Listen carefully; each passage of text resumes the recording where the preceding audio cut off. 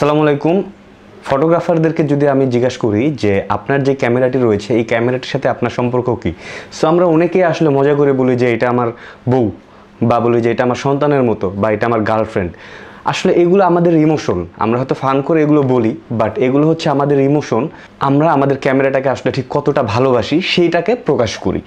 যদি আমার ক্যামেরায় একটি আঁচ পড়ে তাহলে এই দাগটি কিন্তু ক্যামেরায় পড়ে না, বরং আমার কলিজায় পড়ে। এই ব্যাপারটি কিন্তু আমরা সব ফটোগ্রাফার এক কথায় এক পায়ে দাঁড়িয়ে সম্মত হব। কারণ এই ক্যামেরাটি হচ্ছে আপনার স্বপ্ন, এই ক্যামেরাটি হচ্ছে আপনার ভালোবাসা, এই ক্যামেরাটি আপনার ইমোশন, আর এই ক্যামেরাটি হইতে পারে আপনার একমাত্র ইনকামের উৎস। সো এই যে এত ভালোবাসার একটি ক্যামেরা, এই ক্যামেরাটি যদি যত্নের অভাবে নষ্ট হয়ে যায় তাহলে কেমন লাগতে পারে বলুন। যেখানে আপনি আপনার ক্যামেরাটিকে একটি ফুলের টোকা পর্যন্ত দিতে চান না, সেইখানে এই ক্যামেরাটি খুবই নীরবে নিভৃতে ফাঙ্গাসের দ্বারা আক্রান্ত হয়ে একেবারে নষ্ট হয়ে যাচ্ছে। সো আজকের ভিডিওতে আমি আপনাদের সাথে কথা বলবো আপনার ক্যামেরাটিকে আসলে কিভাবে সংরক্ষণ করবেন বা ফাঙ্গাস থেকে কিভাবে রক্ষা করতে পারবেন এই বিষয় নিয়ে। আমি সালাউদ্দিন আহমেদ রাজু, দি এসি স্টুডিওতে আপনাদের সবাইকে স্বাগতম।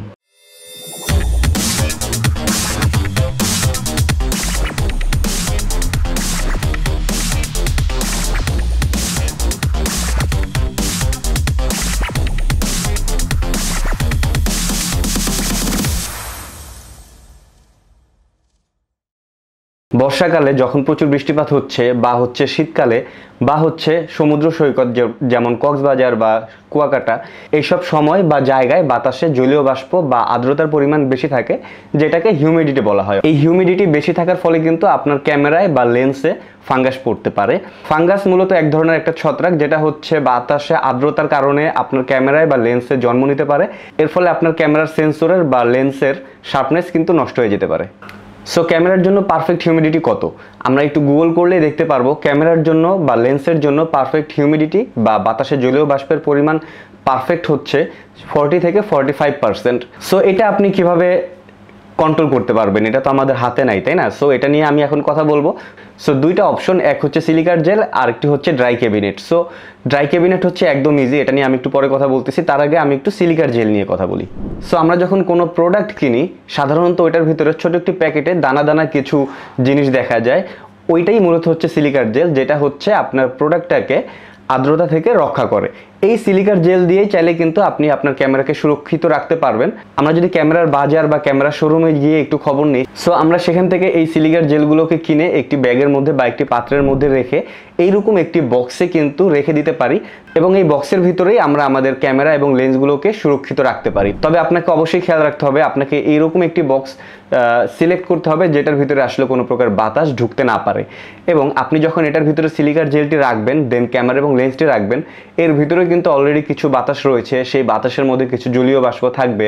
সো আপনি যখন আপনার ক্যামেরা এবং লেন্সগুলো এটার ভিতরে রেখে যখন এটাকে ক্লোজ করে দিবেন, এর ফলে বাহিরের বাতাসটা আর ভেতরে যেতে পারবে না। বাট ভেতরে যে বাতাসটা রয়েছে এবং সেই বাতাসে যে আর্দ্রতা রয়েছে বা হিউমিডিটি রয়েছে, সেই হিউমিডিটিটা কিন্তু সিলিকার জেলে খেয়ে নিচ্ছে।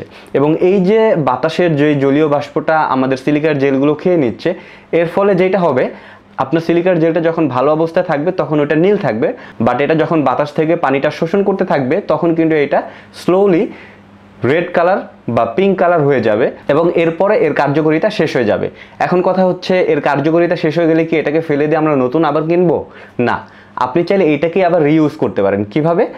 এটাকে আপনি চাইলে একটি কড়াইতে বা একটি পাত্রে রেখে জাল দিতে পারেন, অথবা আপনি কড়া সূর্যের আলোতে সিলিকার জেলগুলোকে মেলে রাখতে পারেন। এর ফলে যেটা হবে, গরমে সিলিকার জেল থেকে ওই পানিগুলো আবার বের হয়ে যাবে জলীয় বাষ্প হয়ে, অ্যান্ড সিলিকার জেলগুলো দেখবেন আবার আগের কালারে চলে এসেছে, অর্থাৎ নীল কালারে চলে এসেছে, এবং এরপরে আপনি পুনরায় এটাকে ব্যবহার করতে পারবেন। সো আমি এইভাবে আসলে অনেক দিন ব্যবহার করেছি একই সিলিকার জেল দিয়ে। বাট এই যে এত ঝামেলা সিলিকার জেলটিকে চেক করা, এটার কালার চেঞ্জ হয়ে গেলে আবার এটাকে জাল দেয়া, জাল দিয়ে আগের কালারে ফিরিয়ে নিয়ে এসে আবার রিইউজ করা, অ্যান্ড ইউজ করার সময় বক্সের ভিতরে আসলে হিউমিডিটি কত রয়েছে এটাও কিন্তু আসলে আমরা বুঝতে পারতেছি না। সো এত ঝামেলার থেকে আরেকটি ইজি ওয়ে হচ্ছে ড্রাই ক্যাবিনেট ইউজ করা। অ্যান্ডমনের যে ড্রাই ক্যাবিনেটগুলো রয়েছে বাজারে কিন্তু এগুলো খুবই অ্যাভেলেবেল।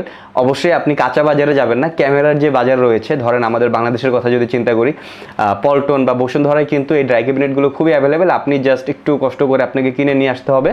দেন হচ্ছে এটার ভিতরে আপনি চাইলে খুবই ইজিলি আপনার ক্যামেরা এবং লেন্সগুলোকে রেখে এটাকে জাস্ট আপনি পাওয়ার দিয়ে দেবেন। এই বক্সের ভেতরে বাতাসের আর্দ্রতা বা হিউমিডিটি কত থাকবে সেটা আপনি ম্যানুয়ালি সেট করে দিতে পারবেন। এখানে আমরা একটি ডিসপ্লে দেখতে পারতেছি, এখানে দেখেন আমি কিন্তু সেট করে দিতে পারবো।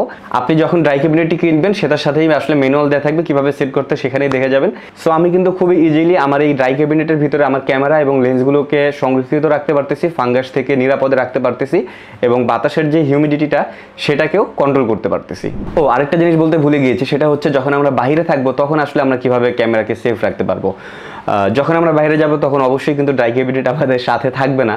যেখানেই যাই না কেন ক্যামেরাটি ইউজ করার পরে আমরা জাস্ট ক্যামেরার ব্যাগের ভিতরেও যদি সিলিকার জেলটি সহ ক্যামেরার ব্যাগের ভিতরে যদি রেখে দিই তাহলেও কিন্তু ক্যামেরাটা বেশ সেফ থাকতেছে। সো আজকের ভিডিও এই পর্যন্তই। আমার এই ভিডিওটি যদি আপনাদের কোনো উপকারে এসে থাকে তাহলে কমেন্টে জানাতে পারেন, আর লাইক, কমেন্ট, শেয়ার, সাবস্ক্রাইব তো করবেনই। এতে আমি আরও নতুন নতুন ভিডিও বানানোর জন্য উৎসাহিত হব, আর আমার সাথেই থাকবেন। ভালো থাকুক সকল ক্যামেরা, ভালো থাকুক সকল ফটোগ্রাফার। ধন্যবাদ। আসসালামু আলাইকুম।